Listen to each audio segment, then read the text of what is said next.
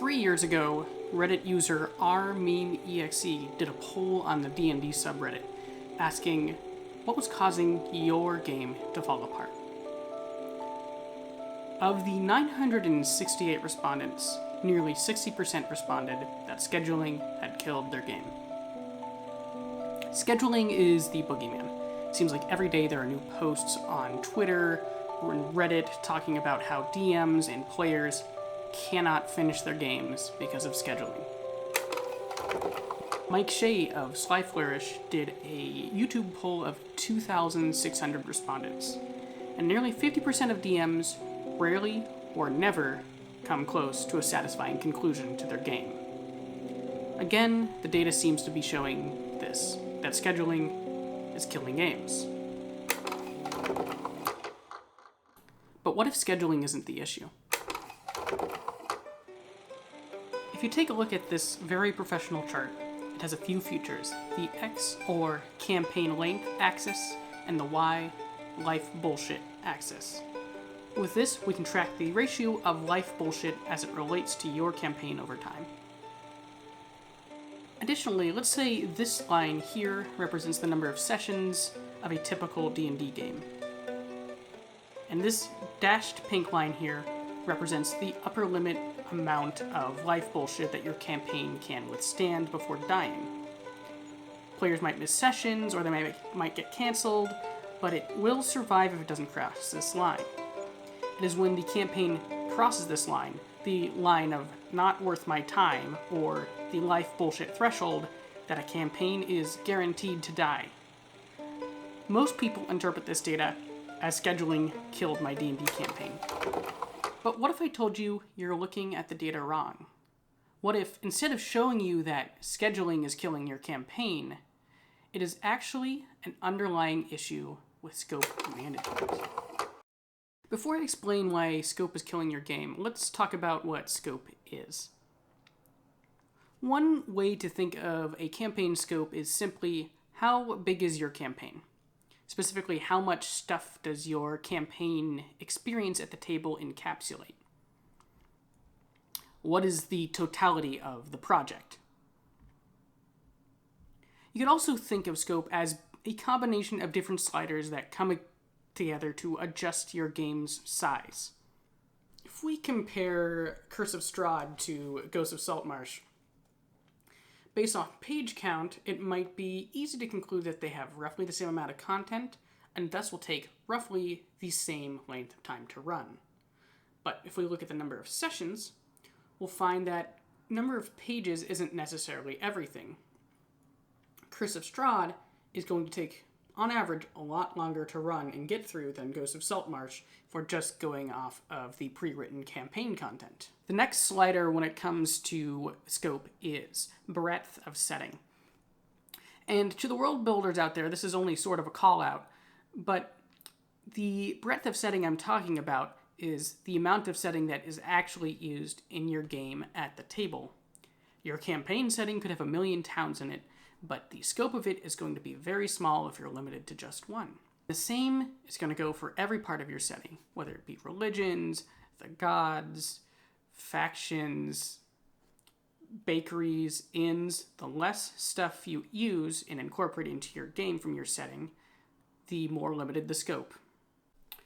It might not be intuitive to think about pacing as being part of scope, but there is a significant difference between being very abbreviated and being very atomized in your game.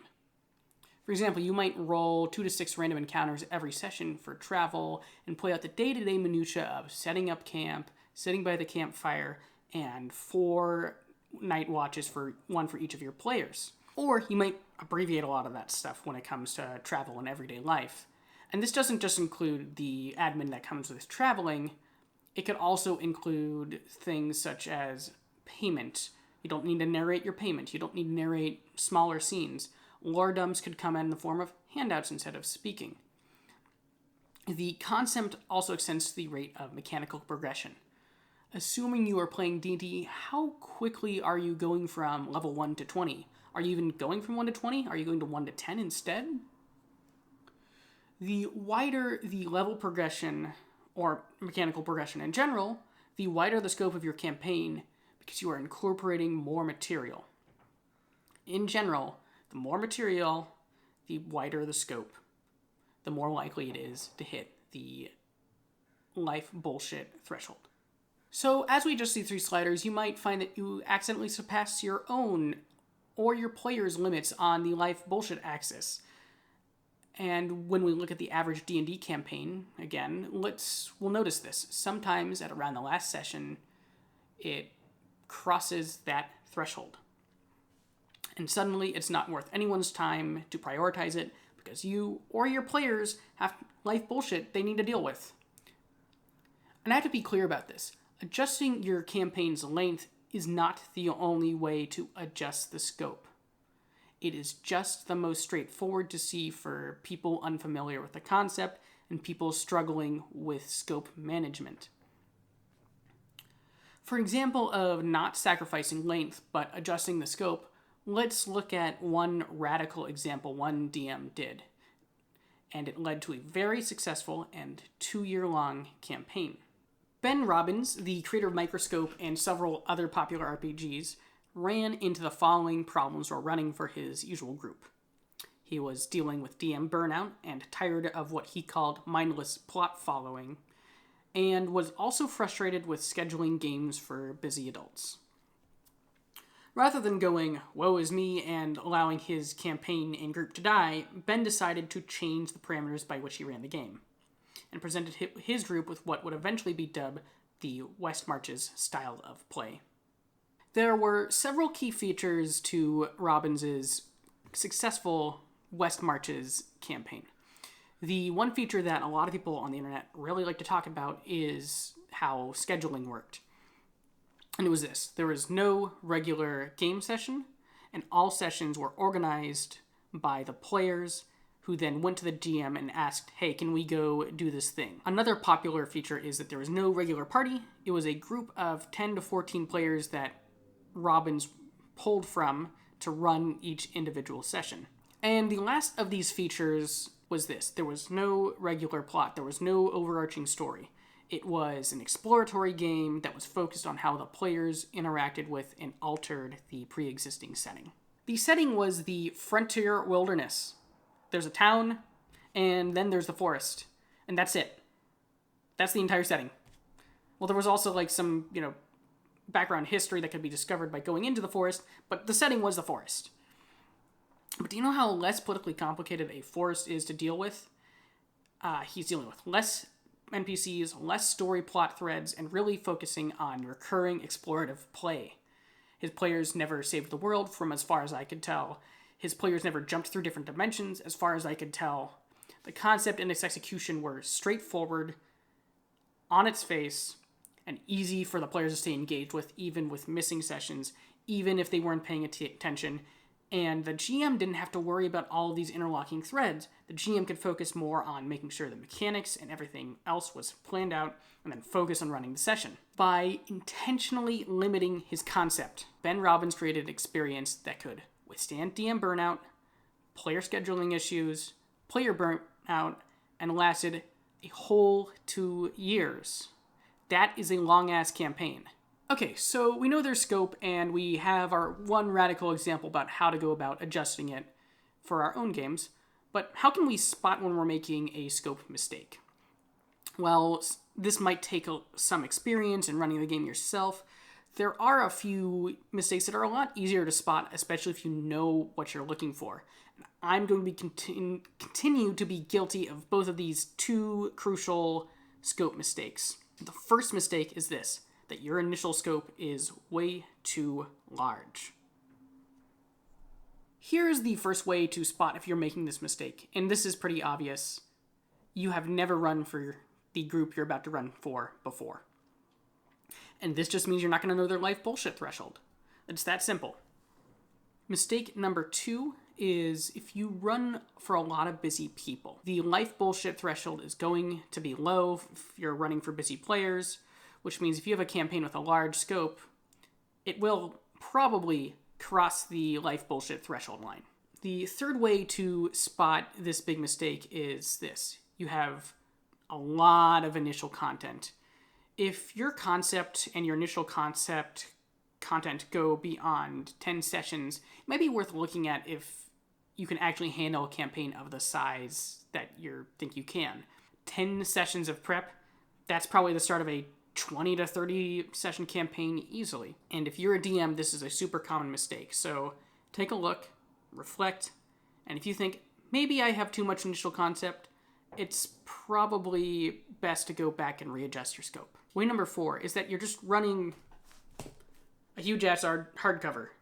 That's a lot of tabs. That's a big campaign. I'm not done with it. We're on a hiatus because of life bullshit. Way number 5, and this is something I'm super guilty of, is if you ever have that kind of thought in the back of your head after watching a live stream and you go, man, I'm really going to run something like Critical Role or Dimension 20. For context on why that's probably a red flag, I LARPed in a group that was sort of a sister group to the group that Brennan Lee Mulligan LARPed in when I was growing up. And that guy's campaigns were talked about in my LARPing group on the opposite side of the coast before he was famous. He is just that good of a DM. So if you're thinking that you could run that, especially if it's a first-time DM, maybe set your expectations back a little bit and reflect on what can you actually do? What can you do to run a smaller scope campaign? There are a few ways to address the mistake of having a large initial scope. The first one, as mentioned earlier, could be to go for something a little bit more sandboxy or West Marches, such as Ben Robbins' West Marches campaign. That seemed to work quite well for him, and I've tried similar things that really helped get the ball rolling for me, and then I adjusted my campaign to do what I actually wanted to do once I was able to kind of fight through the life bullshit and get the campaign's momentum going. Suggestion 2 would be to cap your level limit and have a good ending point in mind. This means basically keeping your campaign intentionally small in length. You can always adjust the length to go longer if you want to, if you find that everyone's excited to keep playing and you have ideas for a follow-up. Just keep in mind that you don't want your scope to go too large and then end up failing the campaign after the first part's been successful. The third way to address this mistake is to run episodically. And by that I mean your campaign adventure should really only last a session or two, and everything should wrap up neatly. That way players aren't going to be confused if they miss a couple of sessions, or you're not going to have to track 30 different plot threads, and the pressure's going to be off. Once the adventure's done, you go on to the next one. And if Jane can't show up for this one, right, there's no temptation to reschedule or wait, right? No more, let's wait for Jane to come back. Jane's not coming back. You already know that, so run another adventure. The second mistake that I make all the time, and is a really big one, is succumbing to scope creep. And what scope creep is just as your campaign goes on, you keep on expanding the scope, making it bigger, making it grander, and adding more content and incorporating more things into it.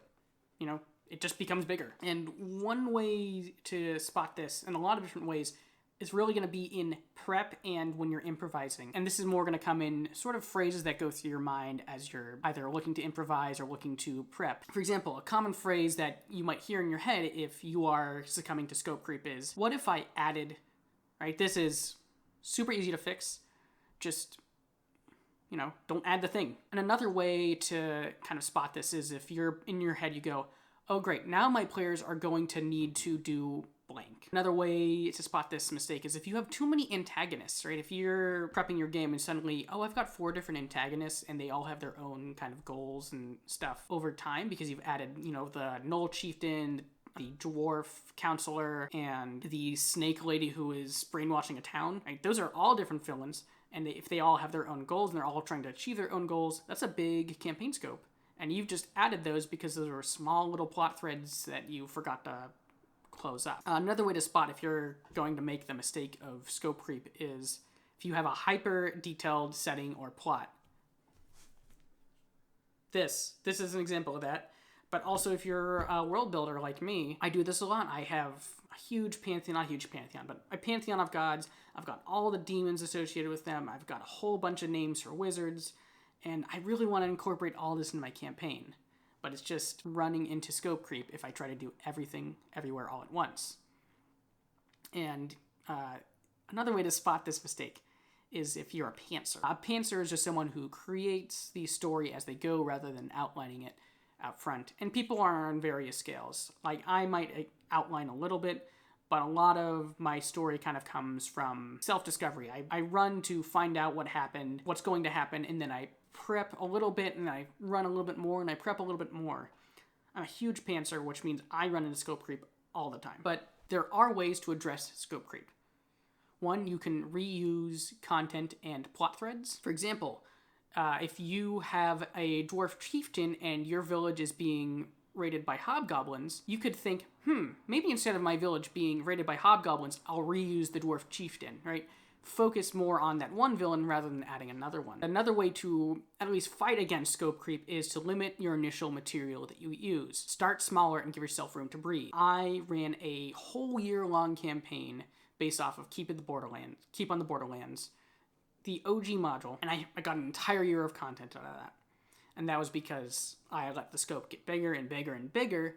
But because I started with an initial small scope, and I told my players it was okay to miss sessions and stuff like that, players weren't too stressed out when they came back. And the last one is find a good stopping point. If you're running, say, Cult of the Reptile God, and maybe you want to go from Cult of the Reptile God to Red-Handed Doom afterwards, what you can do instead is run Cult of the Reptile God and decide, are we in a good spot to stop? Is this a good place where the players will be satisfied?